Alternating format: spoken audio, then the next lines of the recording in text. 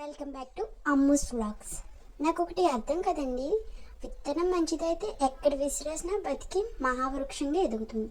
అలాగే కష్టపడే తత్వం గలవారు ఎన్ని అడ్డంకులు ఎదురైనా అనుకున్న లక్ష్యాన్ని చేరుకుంటారు కదండి. మరి పడిపోతే ఎప్పుడు అవమానంగా అనుకోకూడదు కదండి.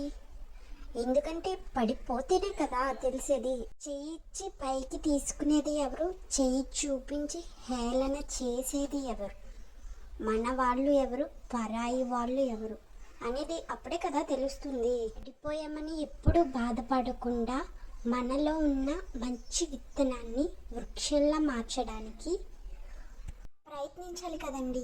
మన కష్టానికి తగ్గ ఫలితాన్ని మనం తెచ్చుకోవాలి. ఎవరికైనా నచ్చినట్టయితే మన ఛానల్ని సబ్స్క్రైబ్ చేసుకోండి. ప్లీజ్ లైక్ చేయండి, షేర్ చేయండి అండ్ కామెంట్ చేయండి. నేను చెప్పిన మాటలు నచ్చితే ఓకే, నచ్చకపోతే ఏమనుకోకండి. Please subscribe. బాయ్.